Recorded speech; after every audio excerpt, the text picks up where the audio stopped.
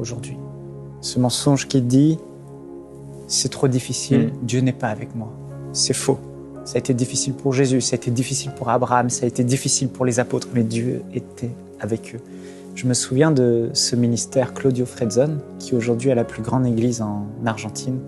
Quand il a démarré son église, Dieu leur a parlé. Ils étaient, je crois, aux États-Unis, un pays, et ils sont allés en Argentine sur une parole de Dieu pour démarrer une église. Et quand ils sont arrivés là-bas, ça a pris des années. Les premières années, c'était difficile. Ils n'avaient pas d'argent, ils n'avaient plus rien. Et ils faisaient des réunions dans une petite maison en tôle, il y avait de la pluie, etc. Et les seules personnes qui s'attachaient à eux, c'était des mamies. Ils parlaient de 4 petites mamies, je crois. 4 petites mamies parce qu'ils leur rendaient service, ils les conduisaient à l'église, ils prenaient soin d'eux. Et ça a duré comme ça, pas 1 an, 2 ans, 3 ans, mais plusieurs années. Plusieurs années. Là, tu te dis, mais est-ce que j'ai fait le bon choix? Est-ce que je devais vraiment aller en Argentine? Et aujourd'hui, leur église contient plus de 30 000 membres, un grand réveil, une église puissante qui fait du bien aux nations, qui sauve des âmes.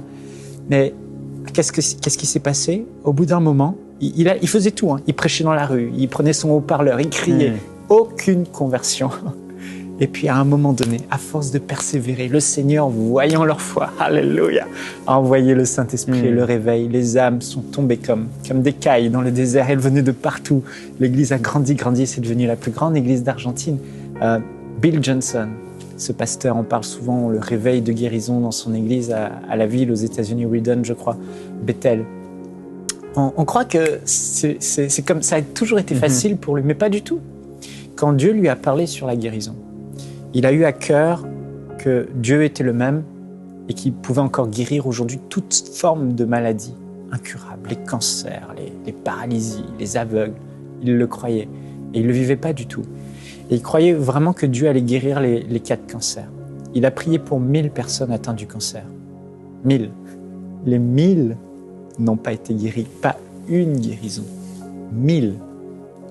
Imaginez-vous 1000 personnes pour qui il a prié. Il y a de quoi se dire, mais Dieu n'est pas avec moi.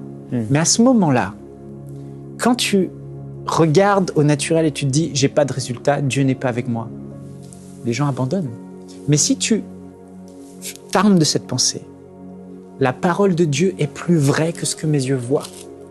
Alors, j'ai le choix aujourd'hui de continuer à fonctionner avec mes sens, ou j'ai le choix aujourd'hui de fixer mes regards sur la parole de Dieu qui dit que par les meurtrissures de Jésus, les malades seront guéris. Voici, je vous ai donné le pouvoir de chasser les démons et de guérir les malades, en mon nom.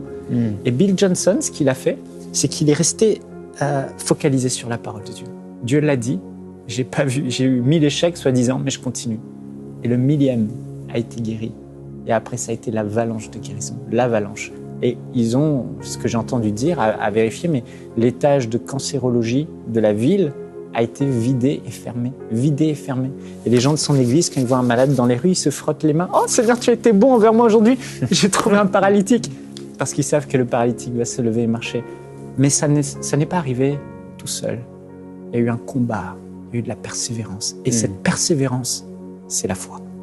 Persévérer à contre-courant, finalement, tu es en train de muscler tes muscles spirituels. Tu es en train de faire grandir ta foi. Oh, la parole de Dieu est plus vraie que ce que mes yeux voient. Et je veux dire à tous les pasteurs, à tous nos collaborateurs, nos frères et sœurs qui œuvraient, vous êtes fatigués, découragés, et vous nous entendez aujourd'hui, je veux vraiment vous encourager. N'abandonnez pas. Bon et fidèle serviteur, n'abandonne pas. Continue. Continue à creuser, comme Isaac a creusé. Et il a trouvé l'eau. Et l'eau a jailli, et le réveil est venu. Crois en ton Dieu. Même si tu te dis, mais si Dieu n'intervient pas, je vais mourir. Bah alors meurs. Mais tu mourras dans la foi. Et tu ressusciteras avec une plus grande récompense. Mais continue à croire. Amen. Pierre disait